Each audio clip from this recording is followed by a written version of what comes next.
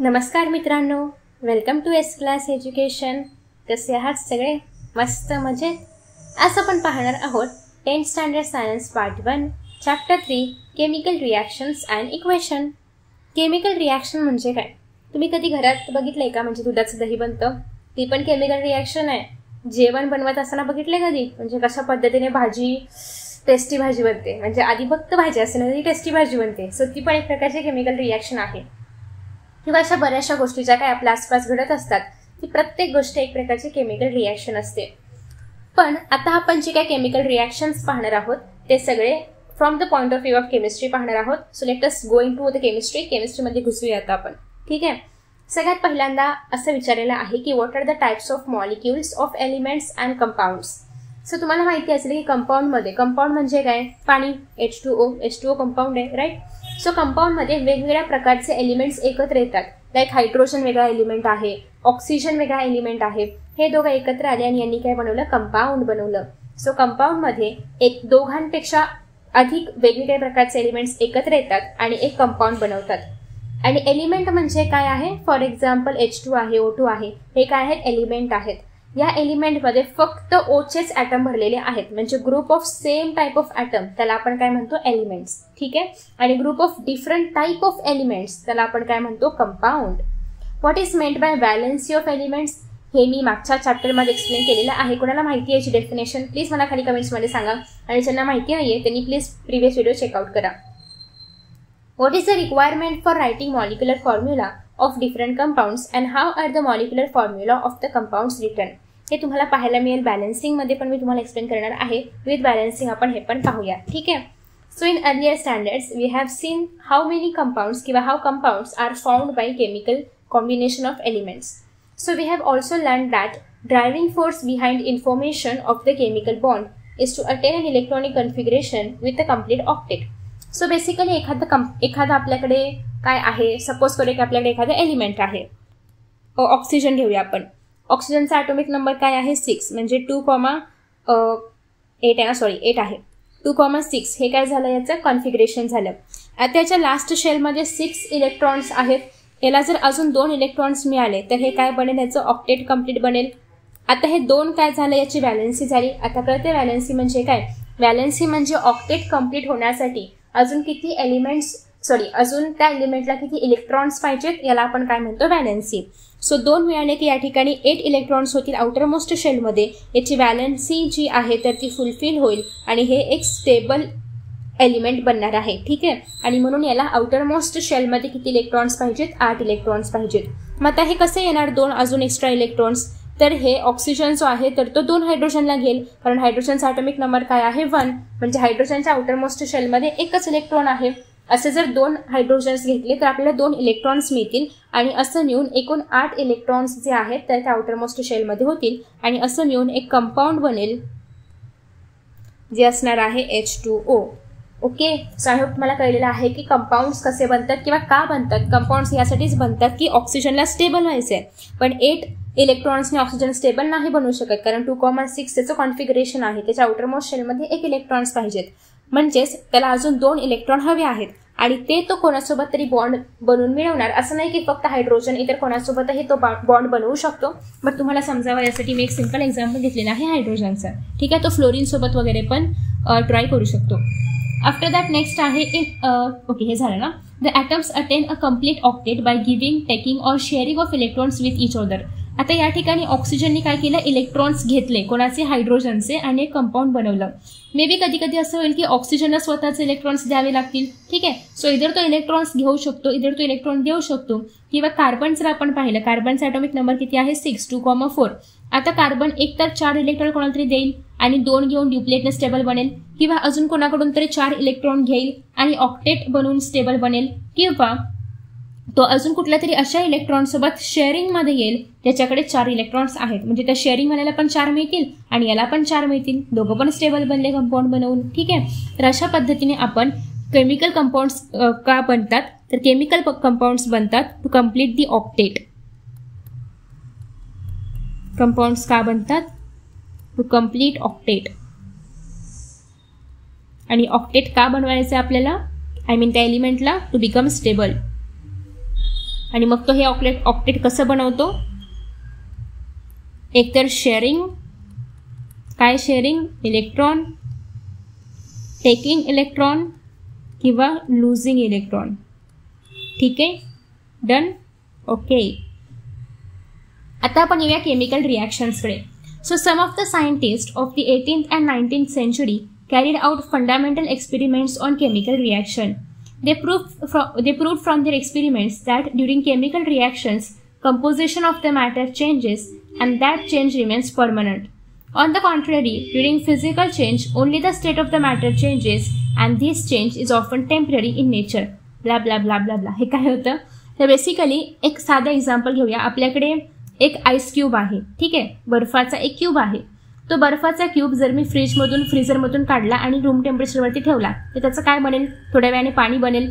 पुन्हा ते पाणी मी आहे असं फ्रीजमध्ये ठेवलं, परत बर्फ बनेल, परत बाहेर काढलं, परत पाणी बनेल. म्हणजे इन शॉर्ट प्रत्येक वेळेस काय होतंय, फक्त तिथं स्टेटमध्ये बदलतंय. म्हणजे सॉलिड बनतंय, लिक्विड बनते, सॉलिड बनते, लिक्विड बनते. ठीक आहे, सो हा आहे फिजिकल चेंज. म्हणजे त्याच्यामध्ये कुठलाही केमिकल चेंज येतोय का, नाही. म्हणजे बाहेर काढताना H2O होतं, आतमध्ये ठेवल्यावरती HO बनलं किंवा फक्त H2 बनलं, असं काय होतंय का, तर नाही. म्हणजे केमिकल फॉर्म्युलामध्ये कुठलाही बदल नाही घडत आहे. जो काही चेंज आहे तर तो फक्त फिजिकल स्टेटमध्ये चेंज होतोय. तर अशा चेंजेसला आपण काय म्हणतो, फिजिकल रिॲक्शन. ही काय आहे, फिजिकल रिॲक्शन. रिव्हर्सिबल आहे, not change in chemical composition. Chemical कंपोजिशनमध्ये कुठलाही चेंज होत नाहीये.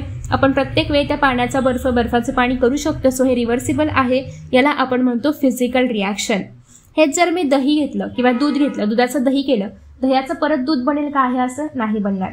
सो याच्यामध्ये काय झालं, दुधाचा मॉलिक्युलर फॉर्म्युला कम्प्लिटली वेगळा आहे, दह्याचा वेगळा आहे आणि याच्यामध्ये केमिकल कंपोजिशनमध्ये फरक पडतोय. ठीक आहे, याच्यामध्ये स्टेट चेंज होते का नाही हा भागच नाहीये. याच्यामध्ये डिरेक्टली केमिकल जे कंपोजिशन आहे तर तेच बदलतंय. सो ही केमिकल कंपोजिशन बदलत असल्यामुळे ही जी काही रिॲक्शन आहे तर ही रिव्हर्सिबल असेल का, ऑफकोर्स नाही. आणि म्हणूनच केमिकल रिॲक्शन इरिव्हर्सिबल आहे. याच्यामध्ये चेंजेस होतात केमिकल कंपोजिशनमध्ये. फॉर एक्झाम्पल दुधाचं दही बनणं. ठीक आहे, सो आय होप तुम्हाला बेसिक इन्फॉर्मेशन मिळालेली आहे की केमिकल आणि फिजिकल चेंज नेमकं काय आहे.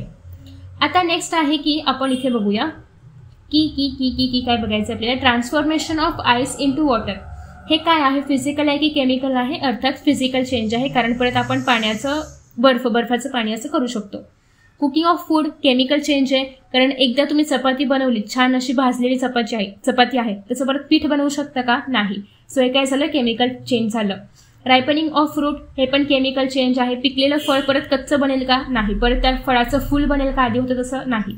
So milk turn into curd हे पण केमिकल चेंज आहे. इव्हापोरेशन ऑफ वॉटर हे फिजिकल चेंज आहे, कारण पाण्याची वाफ झाली, ती वाफ जर मी एका भांड्यामध्ये गोळा केली तर त्या वाफेचं परत पाणी बनणार आहे. ठीक आहे, तुम्ही हे इमॅजिन पण करू शकता की तुम्ही पाणी ठेवलं तापायला गॅसवरती आणि वरती झाकण ठेवले, त्या झाकणावरती पाण्याची वाफ अशी येऊन बसते आणि परत त्या वाफेचं परत पाणी होऊन परत त्या टोपात जातं. ठीक आहे, सो हे एक प्रकारचं फिजिकल चेंज आहे. Digestion of food in stomach हा केमिकल चेंज आहे. ते परत डायजेस्ट केलेलं फूड असं तोंडातून बाहेर वगैरे येऊन असं काही त्याचं काही फूड बनत नाही पण. ठीक आहे, सो ते एक प्रकारचं केमिकल चेंज आहे. आय नो हे खूप जास्त घाण एक्झाम्पल होतं पण ठीक आहे. आता पुढे आहे size reduction of naphtha balls expose to air. हे आहे फिजिकल चेंज, कारण याच्यामध्ये कुठलंही केमिकल कंपोजिशन बदलत नाहीये. ते तुम्ही पाहिलं असेल ना, डांबर गोळ्या वगैरे म्हणतात त्याला, कपड्यांमध्ये ठेवतात कपाटामध्ये वास येऊ नये म्हणून. सो त्यासाठी नेक्स्ट आहे स्ट्रेनिंग ऑफ शहाबाद और Kadapa tile by lime juice किंवा लेमन ज्यूस. हे केमिकल चेंज आहे, याचं कंपोजिशन बदलतं. Breaking of a glass object on falling from a height हे पण फिजिकल चेंज आहे, कारण ते ग्लास जे आहे ते फुटल्यानंतर पण ग्लासच राहणार आहे. राईट, ग्लास म्हणजे पाण्याचं प्यायचं ग्लास नाही, आपण काचेबद्दल बोलतोय. ते पडलं तरी पण ग्लासच राहणार आहे. सो त्याच्यामुळे ते कुठलंही केमिकली चेंज होत नसल्यामुळे ते एक फिजिकल चेंज आहे. ठीक आहे, इफ यू वॉन्ट आणि ते शक्य असेल तर तुम्ही परत ते जोडून त्याचा ग्लास पण बनवू शकता. ठीक आहे, नेक्स्ट आहे ॲपॅरेटस. तुम्हाला एक एक्सपेरिमेंट करायचं आहे आणि त्यासाठी काहीतरी ॲपॅरेटस वगैरे दिले, थर्मोमीटर घ्यायचे, इव्हॅपोरेटिंग डिश घ्या, ट्रायपॉड स्टँड वगैरे वगैरे वगैरे. सो केमिकल्समध्ये घ्यायचं आहे limestone powder, copper sulphate, calcium carbonate, potassium chromate, zinc dust वगैरे वगैरे वगैरे. ठीक आहे, सो हे एक्सपेरिमेंट्स तुम्ही तुमच्या काय ते लॅबोरेटरीमध्ये वगैरे करून बघा. तुम्हाला काय करायचं आहे, प्रत्येक वेळी हे जे तुम्ही सगळे केमिकल्स घेतलेले आहेत तर त्या घेतलेल्या केमिकल्सला तुम्हाला आपल्या इव्हॅपोरेटिंग डिशमध्ये ठेवायचं आहे. त्याच्यामध्ये ते केमिकल्स ॲड करायचे आहेत. तर ते ॲड केल्यानंतर त्याच्यामधून गॅस बाहेर पडतोय का, पडला तर कुठल्या कलरचा गॅस आहे किंवा नसेल तर कुठला गॅस का नाही बाहेर येते, टेम्परेचर चेंज काही होते का, तर हे सगळं तुम्हाला नोट डाऊन करायचं आहे, जर तुम्ही ट्राय करू शकता. ठीक आहे. नेक्स्ट आहे आता फिजिकल आणि केमिकलमध्ये काय डिफरन्स आहे आपण पाहिलं. तर फिजिकल चेंज म्हणजे काय, तर त्याच्या स्टेटमध्ये चेंज होणं, त्या केमिकलच्या स्टेटमध्ये चेंज होणं याला आपण काय म्हणतो, फिजिकल चेंज. आणि हे जर केमिकल चेंज असेल तर त्याच्या केमिकल कंपोजिशनमध्ये चेंज होणं याला आपण म्हणतो chemical change. A chemical reaction is a process in which some substance undergo bond breaking and are transformed into a new substance by formation of new bonds. म्हणजेच काय, chemical reaction कशी reaction आहे की आधीच्या सबस्टन्समध्ये काहीतरी बॉन्ड ब्रेक झाले आणि नंतर ती जे काही नवीन बनलेलं सबस्टन्स आहे ते नवीन बॉन्ड्सने बनले. सो याला आपण काय म्हणतोय, ही एक प्रकारची काय आहे, केमिकल रिॲक्शन आहे. डन. नेक्स्ट आहे the substances taking part in chemical reaction are called as reactants, whereas the substance formed as a result of chemical reaction is called as product.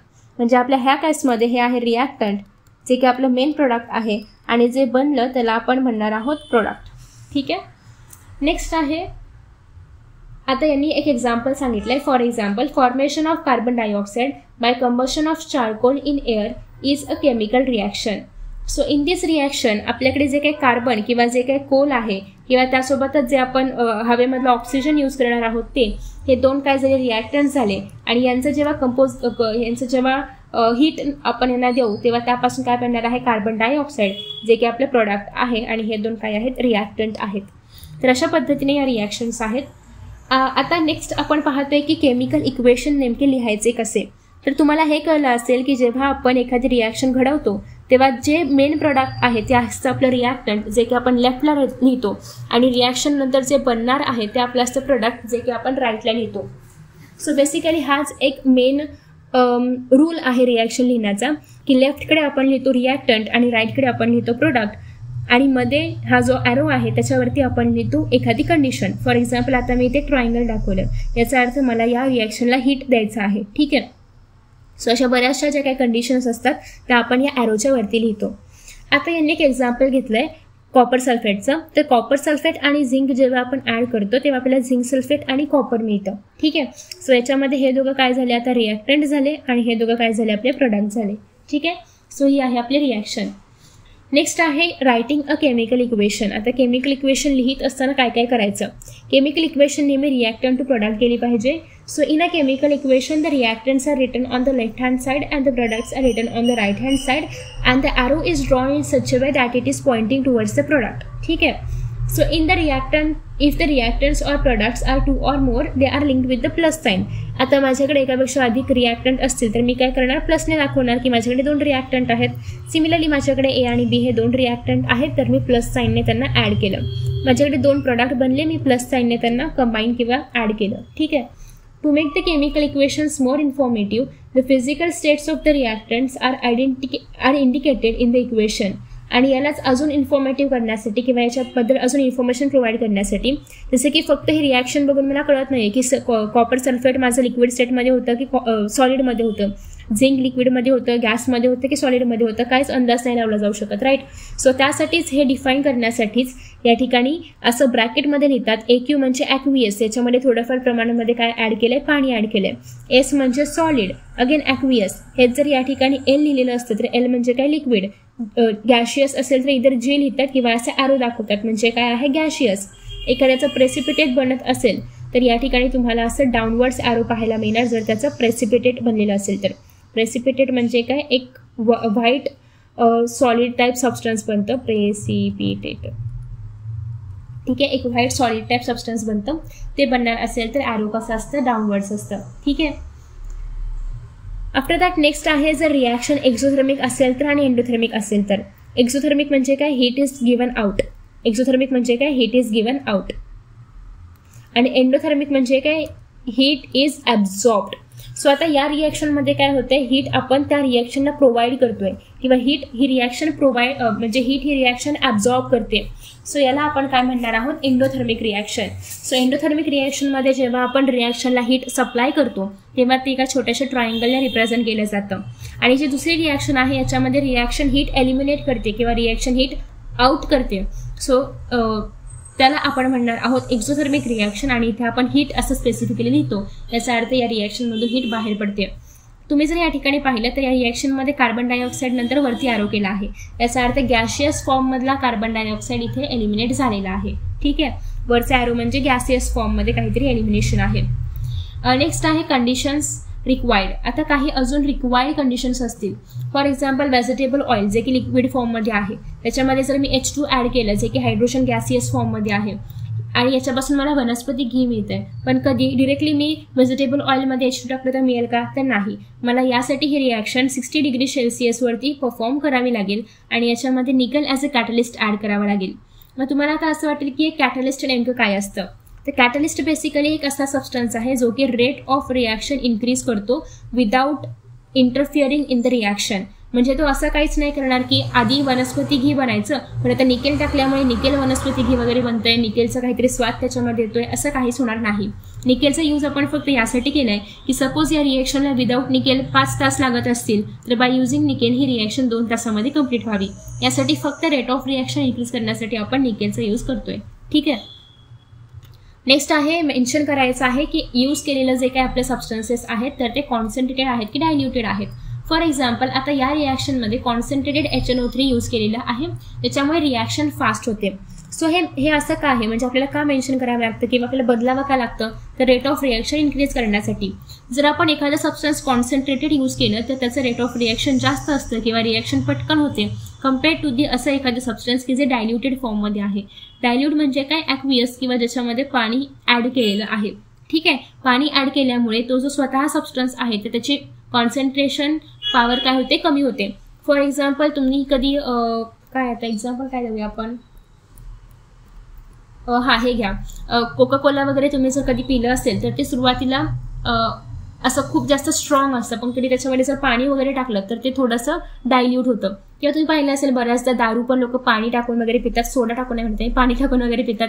So ते यासाठी की त्याचं कॉन्सन्ट्रेशन थोडंसं कमी व्हावं, त्याची चव थोडी कमी व्हावी किंवा ते कमी त्या दारूसारखं लागावं यासाठी. तर त्याच्यामुळे कॉन्सन्ट्रेशन आणि डायल्यूट हे 2 वर्ड्स महत्त्वाचे आहेत जे की तुम्हाला रिॲक्शनमध्ये मेन्शन करायचे असतात टू एन्श्युअर दॅट की आपल्याला समोरच्याला कळावं की रिॲक्शन फास्ट होते की स्लो होते.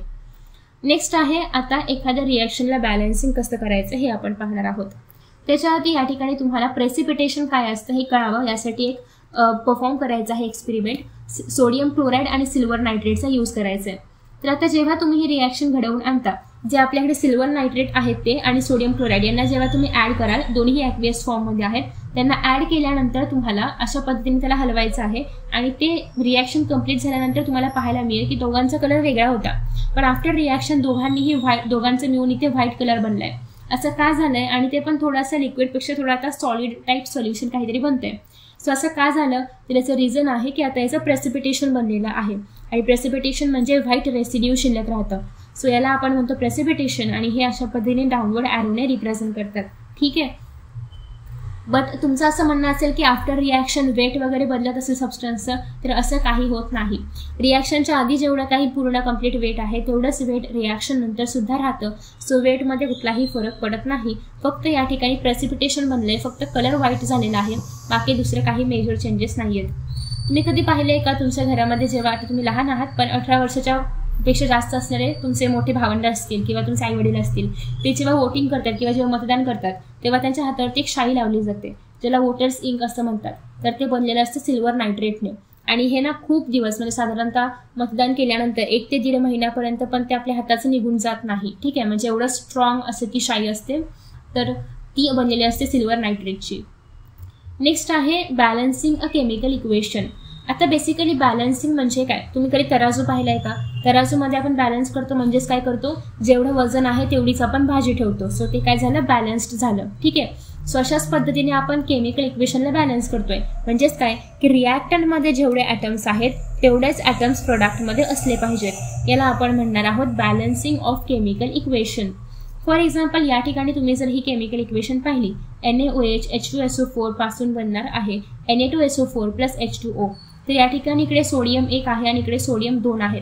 मग हे बॅलन्स्ड आहे का? तर नाही. सोडियमचे ॲटम रिॲक्टंटमधले आणि सोडियमचे ॲटम प्रोडक्टमधले हे बॅलन्स्ड नाही आहे. म्हणजे ही रिॲक्शन बॅलन्स्ड आहे का? तर नाही. तर अशा ज्या काही रिॲक्शन्स असतात अनबॅलन्स्ड रिॲक्शन्स, यांना बॅलन्स करणं याला आपण म्हणतो बॅलन्सिंग इक्वेशन. आता बॅलन्स करत असताना सगळ्यात पहिल्यांदा काय करायचं, तर जेव्हा कधी आपल्यासमोर रिॲक्शन येईल तेव्हा ट्राय करायचं की आधी सगळ्यात आधी तुम्ही मेटल्सला बॅलन्स करा.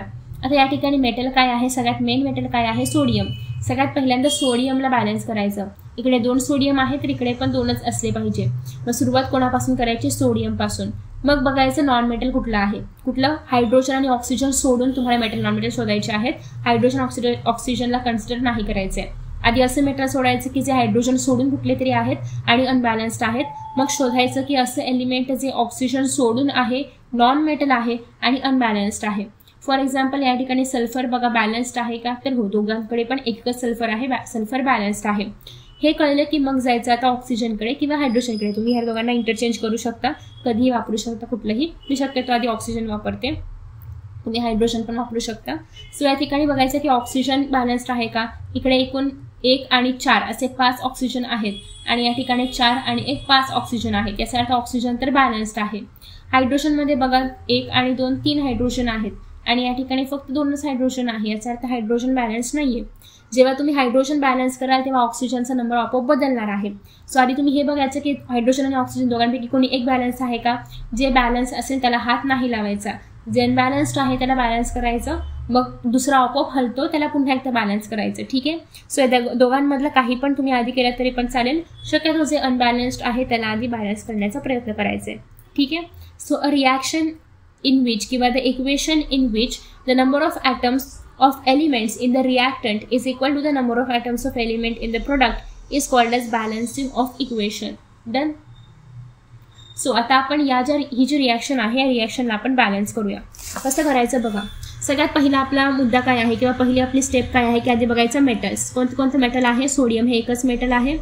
सोडियम रिॲक्टंटमध्ये किती आहे आणि प्रोडक्टमध्ये किती आहे बघा. इकडे 1 आहे आणि इकडे 2 आहे. म्हणजे आधी आपण सोडियमला बॅलन्स केलं पाहिजे.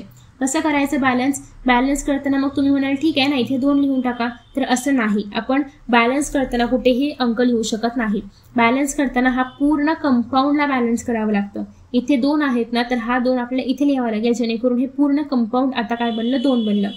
मग आता दुसरी स्टेप काय आहे बघा. आता सोडियम पूर्ण बॅलन्स झालं.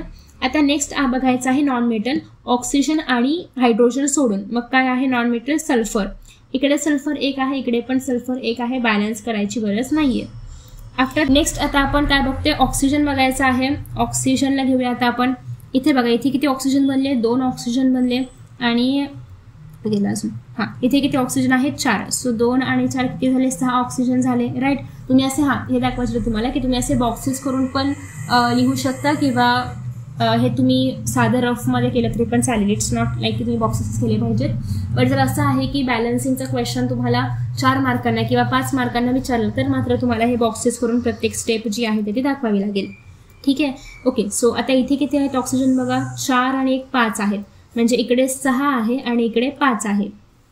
इथे आपण एक वाढवून 2 झाले होते. राईट. हां. सो इथे वाढवलं ना आपण. आता नेक्स्ट इकडे 6 आहे आणि इकडे 5 आहे. म्हणजे इकडे काय झालं पाहिजे, 1 ऑक्सिजन वाढलं पाहिजे. आता आपण कसं करू शकतो, मी तुम्हाला ऑलरेडी सांगितलं की आपण असं 1 वाढवू नाही शकत. आपल्याला पूर्ण कंपाऊंडला वाढवावं लागतं. मग जर मी इथे 2 केले तर इथे 6 तर बनत आहेत आणि 1 म्हणजे इथे 6 झालं आणि 1 7 झालं. बट सोबत सोडियमचे पण व्हॅल्यू हलते. म्हणजे सोडियम आता 4 होतील तर नाही. मग आपण इथे नाही 2 टाकू शकत. मग आपण इथे 2 टाकूया. आता इथे जर 2 टाकले तर या ठिकाणी 4 आहेत आणि हे किती बनले, +2 = 6 बनले. म्हणजे आता आपल्याकडे 6 ऑक्सिजन बॅलन्स्ड आहे. आता आपण येऊया हायड्रोजनकडे. तर इथे बघा हायड्रोजन किती आहे, 2 आहे हायड्रोजन. इकडे पण हायड्रोजन किती आहे, 2 आहे. 4 झाले हायड्रोजन. ठीक आहे. इकडे हायड्रोजन आहे का नाही, इकडे हायड्रोजन किती आहेत बघा, 2 × 4. म्हणजे हायड्रोजन काय आहे, बॅलन्स्ड आहे. सो 4 आणि 4 हायड्रोजन म्हणजे हायड्रोजन स्वतःहूनच बॅलन्स झालं. ठीक आहे. तर अशा पद्धतीने ही झाली आपली बॅलन्स्ड रिॲक्शन. इथे 2 ॲड करायचे आहे आणि इथे 2 ॲड करायचं आहे. एवढं केलं की ही तुमची काय बनली, बॅलन्स्ड रिॲक्शन बनली. तर इन दिस वे आपण रिॲक्शन्सला काय करतो, बॅलन्स करतो. आय होप की तुम्हाला रिॲक्शन बॅलन्स कसं करायचं हे कळलं असेल. आता तुम्ही एक एक्झाम्पल घ्यायचं आहे. कुठलंही बुकमधलं कोणतंही एक्झाम्पल घ्या आणि तुम्ही रिॲक्शनला बॅलन्स करून बघा. तुम्हाला अजून एक जर हवं असेल तर let us take 1 more example आणि आपण बॅलन्सिंग करूया रिॲक्शनला. इथे रफ पेजवरती आपण एक अजून एक्झाम्पल घेऊया. टेक्स्टबुकच्या एक्सरसाइजमधलंच घेऊया जेणेकरून तुम्हाला इझी होईल. ओके. सो इथे माझ्याकडे आहे H2SO7 लिक्विडमध्ये आहे. प्लस ॲड करायचं आहे H2O जे की लिक्विडमध्ये आहे. Will give you H2SO4 लिक्विडमध्ये. ठीक आहे. सगळ्यात पहिली स्टेप काय बघायची, मेटल. इथे कुठलं मेटल काहीच नाही, ठीक आहे. सो मेटलला सोडून द्या. नसेल तर आता आपण काय करणार, आता आपण बघणार नॉन मेटल. सल्फर आहे बघा नॉन मेटल. इथे 2 सल्फर आहे, रिॲक्टंट आणि प्रोडक्ट. इकडे 2 सल्फर आहे आणि इकडे 1च सल्फर आहे. आता मला सल्फरला बॅलन्स करायचं असेल तर या ठिकाणी मला काय करावं लागेल, 2 ॲड करावं लागेल, ठीक आहे. कारण मला सल्फरला काय करायचं आहे, बॅलन्स करायचं आहे. मग आता इथे बघा 2 सल्फर बनले, म्हणजे आता सल्फर काय झालं, बॅलन्स झालं. नेक्स्ट आता मी बघणार की ऑक्सिजन किती आहे. कलर बदलूया म्हणजे तुम्हाला चेंजेस दिसले पाहिजेत ना. सो ऑक्सिजन किती आहे, इथे बघा 7 ऑक्सिजन आहे, इथे 1 ऑक्सिजन आहे, असं मिळून एकूण 8 ऑक्सिजन बनले.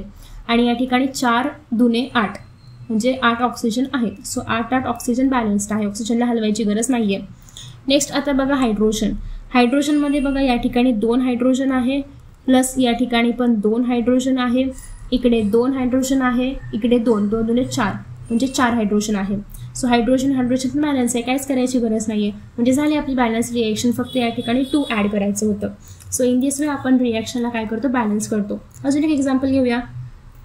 एक्झाम्पल काय आहे, SO2 गॅशियसमध्ये प्लस H2S जेव्हा रिॲक्ट होतील तेव्हा आपल्याला ॲज अ प्रोडक्टमध्ये मिळणार आहे S प्लस H2O. आता मी स्टेट्स नाही लिहिते, फिजिकल स्टेट हे तुम्हाला माहिती आहे, तुम्ही ते लिहू शकता.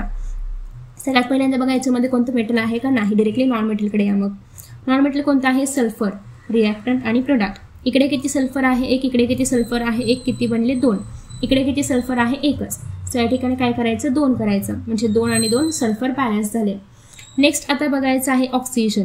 ऑक्सिजन किती आहे रिॲक्टंटमध्ये बघा, इथे 2 ऑक्सिजन आहेत आणि इकडे 1च ऑक्सिजन आहे.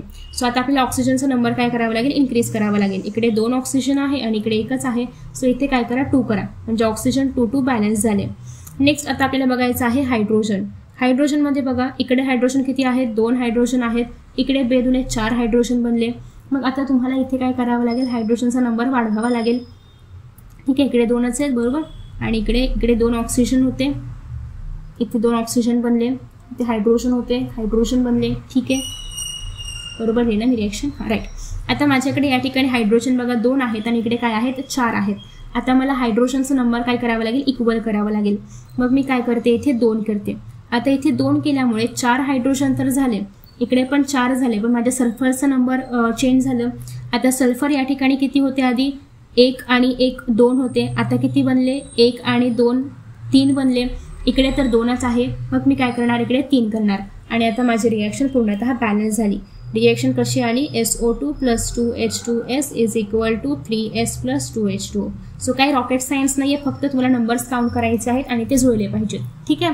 सो इन दिस वे आपण रिॲक्शनला बॅलन्स करतो. आय होप तुम्हाला बॅलन्सिंगमध्ये आता कुठलाही इश्यू येणार नाही. सो इन दिस वे आजच्या व्हिडिओमध्ये आपण बॅलन्सिंगसारखा महत्त्वाचा टॉपिक कव्हर केलेला आहे. नेक्स्ट व्हिडिओमध्ये आपण टाइप्स ऑफ रिॲक्शन्स पाहणार आहोत, ठीक आहे. सो हा कॉलम आपण पाहणार आहोत नेक्स्ट व्हिडिओमध्ये. सो तोपर्यंत चॅनलला सबस्क्राईब करा, इतर व्हिडिओज पहा. Thank you so much for watching this video and bye.